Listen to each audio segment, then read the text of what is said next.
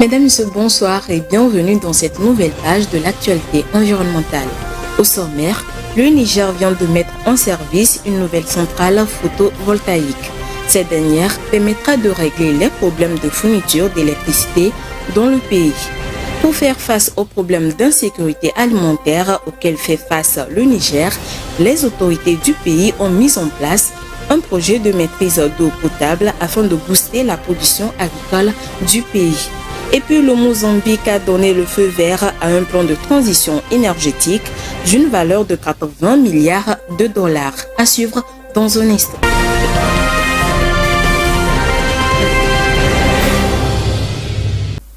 La situation énergétique du Niger s'est dégradée suite à l'arrêt de l'approvisionnement électrique du voisin nigérian qui assurait 70% des besoins du pays. Face à la situation, le Niger met en service une nouvelle centrale solaire de 30 MW. L'installation va permettre de pallier les délestages devenus plus nombreux depuis l'arrêt de la fourniture d'électricité au pays par le Nigeria. Ravi Tumberku nous fait le point. Une centrale photovoltaïque de 30 MW mise en service par la société nigérienne d'électricité Nigelec. L'objectif pour les autorités nigériennes est de compenser d'importantes pénuries depuis que le Nigeria a arrêté de fournir de l'électricité au Niger en réaction au coup d'État du 26 juillet 2023.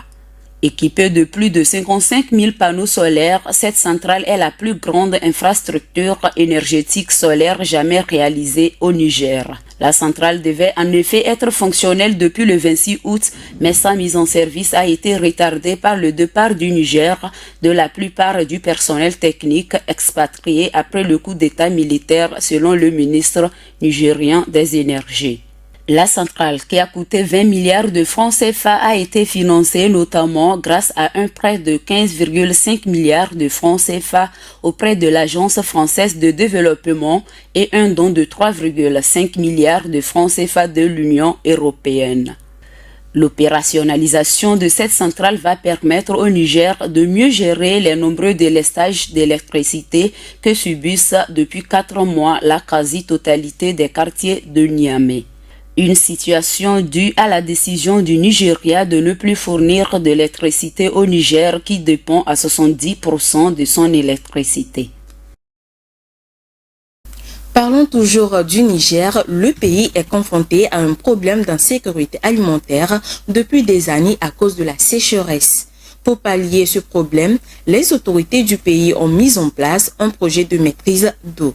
Ce projet permettra la distribution d'eau potable à la population et de lutter contre l'insécurité alimentaire. Plus de précisions dans le commentaire qui suit. Pays situé en zone sahélo-saharienne, le Niger est confronté à un problème d'insécurité alimentaire. Dans le but de régler cette situation, les autorités ont jugé utile de recourir aux partenaires de développement pour mettre en place un projet qui va permettre de mobiliser les ressources en eau en vue de créer des conditions de distribution d'eau potable à la population. Le Niger dispose de plus de 30 milliards de mètres cubes d'eau qui transitent chaque année. Ce projet de distribution d'eau a touché jusqu'à 110 communes de 3 régions. C'est un grand projet qui a laissé une trace indélébile dans 3 grandes régions du pays, à savoir Maradi, Taoua et le Zander. Les superficies inexploitables autrefois à cause de la sécheresse sont devenues des zones d'exploitation agricole. La population peut y produire des cultures vivrières destinées pour leur propre consommation, à la consommation du bétail et à la vente. Les seuils d'épandage permettent de retenir les eaux de pluie. Ils aident à optimiser la gestion, la maîtrise des ressources en eau et d'accroître durablement la production agricole. Grâce à ce projet, la communauté locale peut à la fois pratiquer l'agriculture en saison sèche comme en saison pluvieuse.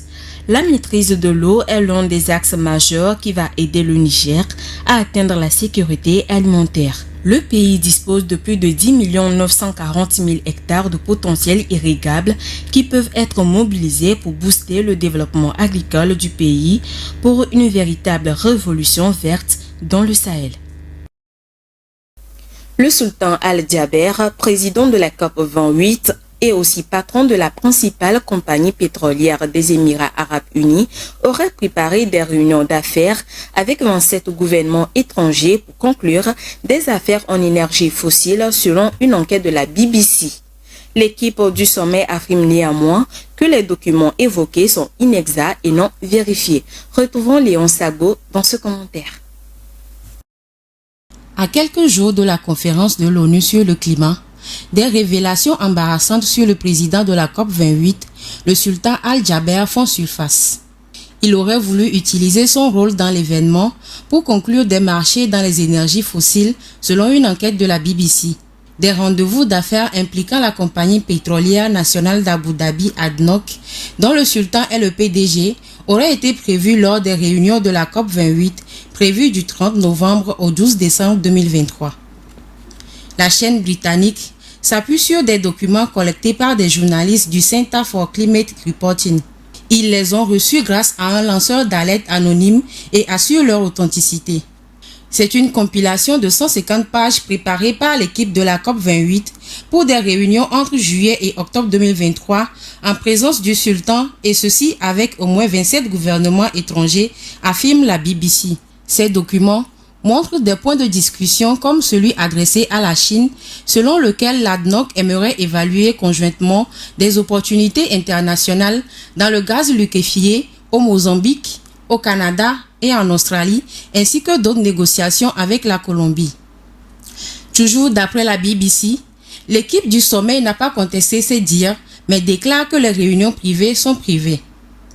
L'un des porte-parole de la COP28 a répliqué que les documents évoqués dans l'article de la BBC sont erronés et n'ont pas été utilisés lors des rencontres. Il ajoute qu'il trouve décevant que la chaîne britannique utilise des documents non vérifiés. La 28e conférence des parties des Nations Unies sur les changements climatiques COP28 sera sans doute l'une des plus importantes de l'histoire après la COP21 de 2015 en France. Le rendez-vous de Dubaï qui s'est ouvert le jeudi 30 novembre avec deux sujets phares, dont le bilan mondial de l'accord de Paris et la finalisation du départ des fonds des pertes et dommages.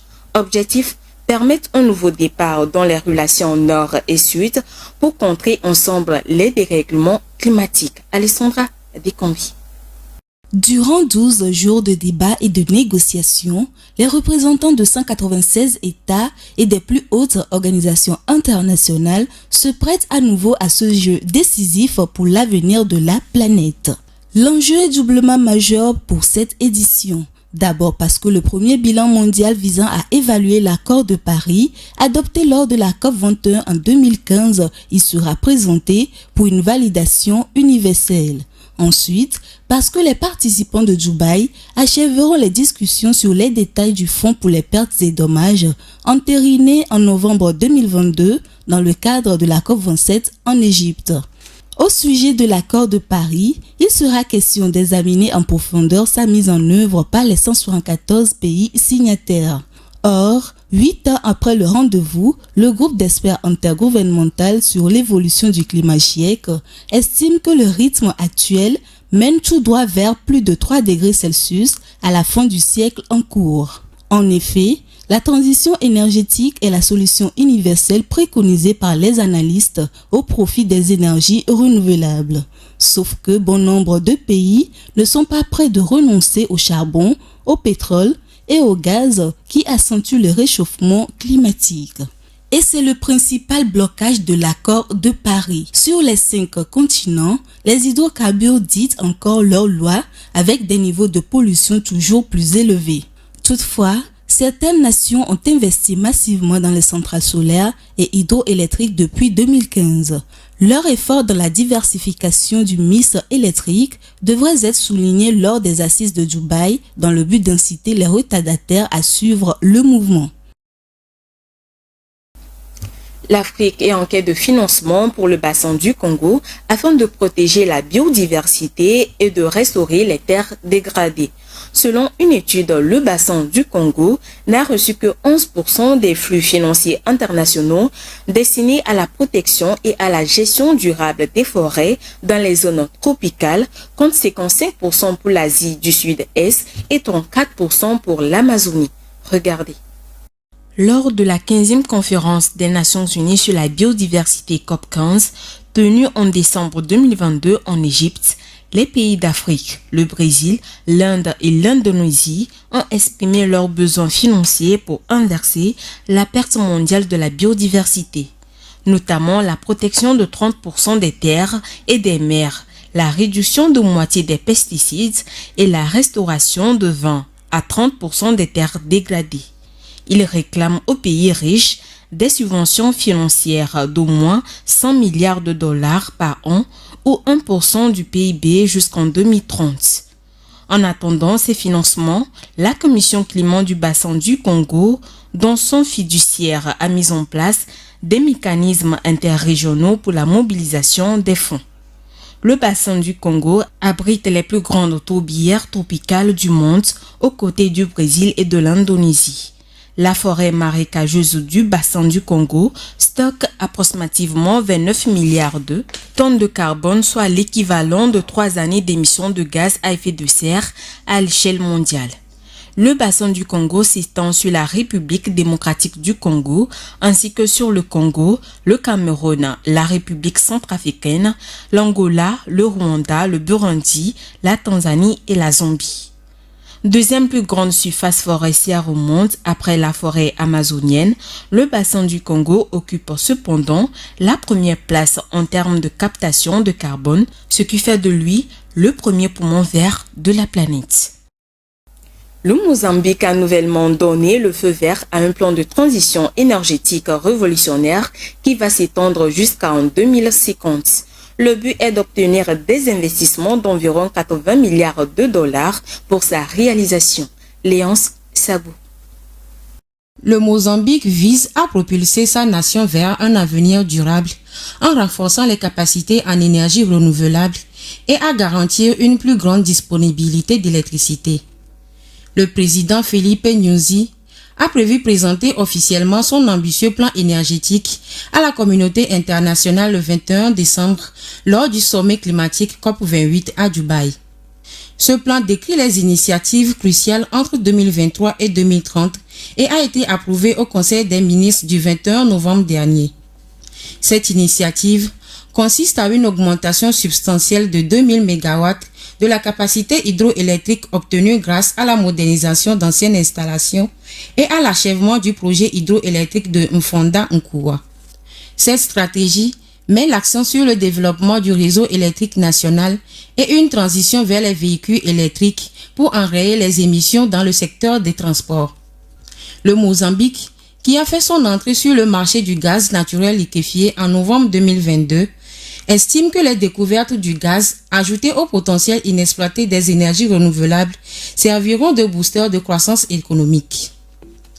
La réalisation de ce plan de transition énergétique se situe dans les objectifs du pays, qui est de stimuler le développement et sortir des millions de personnes de la pauvreté. La grande île de l'océan Indien croule sous une chaleur infernale. Depuis le mois d'octobre, Madagascar subit une très forte hausse de température. Les changements climatiques, principalement causés par les actions humaines, sont pointés du doigt. Vivas Amana. Le thermomètre est monté très haut à Madagascar. Une telle chaleur n'aurait pas été possible sans le changement climatique. C'est le résultat d'une étude publiée le 23 novembre par le World Weather Attribution, un réseau mondial de scientifiques qui analyse en temps réel les événements météorologiques extrêmes. En octobre dernier, la grande île a été frappée par une vague de chaleur qu'elle n'avait jamais connue depuis 40 ans. Le rapport conclut que le changement climatique causé par l'activité humaine a fait monter la température de 1 à 2 degrés Celsius selon les variables étudiées. D'après le conseil technique du Centre climat de la Croix-Rouge et du Croissant-Rouge Sanyati Sengup, une hausse de 0,5 degrés Celsius peut pousser des milliers de personnes à leur limite physiologique et provoquer des décès. Cette vague de chaleur est une double peine pour les Malgaches. En effet, 91% de la population de la grande île vit sous le seuil de pauvreté. La moitié n'a pas accès à l'eau potable et à l'électricité, une situation qui les rend plus vulnérables au changement climatique. Rappelons qu'en 2023, plus de 13 000 personnes sont mortes à cause des phénomènes climatiques extrêmes en Afrique, selon la base de données internationale sur les catastrophes. Parlons de biodiversité à présent. Disséminé de ces îles depuis plus de 40 ans, le plus grand animal du monde s'y montre à nouveau. Des chercheurs ont annoncé avoir enregistré 5 observations de baleines bleues au cours des 5 dernières années. Preuve que les animaux peuvent se rétablir quand ils ne sont pas menacés ou massacrés par les hommes. Rafi Tumbereko nous en dit plus dans ce commentaire. Découvert en 1960 au large des 115 îles tropicales des Seychelles, plus de 500 baleines bleues ont été exterminées par les chasseurs soviétiques. Environ 12 000 petites baleines bleues de l'océan Indien ont été également tuées, bien que la région soit devenue un sanctuaire pour les baleines à la fin des années 1970. Depuis ce temps, l'espèce n'y avait plus jamais été observée. Les baleines bleues peuvent atteindre 30 mètres de long pour un poids de 170 tonnes et sont les plus grands animaux ayant jamais existé. Malgré leur taille, le régime alimentaire des baleines bleues se compose principalement de minuscules krill. Leur durée de vie naturelle est comprise entre 80 et 90 ans.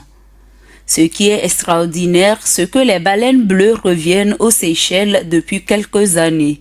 Des chercheurs ont annoncé avoir enregistré 5 observations au cours des 5 dernières années.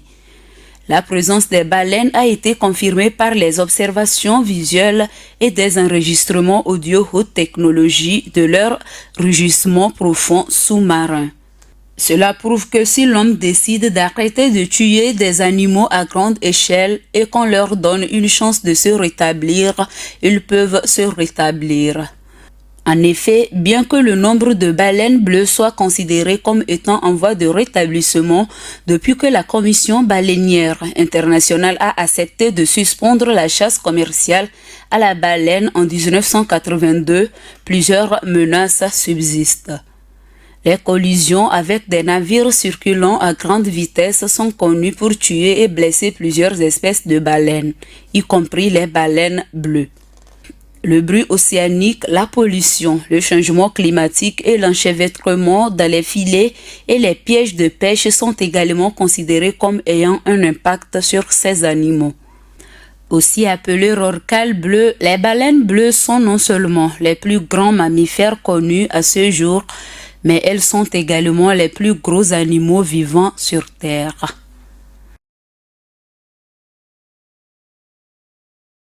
Ainsi se referme donc cette page de l'actualité environnementale. Merci de votre attention. Restez sur King TV International, l'information continue. Bon week-end à vous et surtout, prenez soin de vous.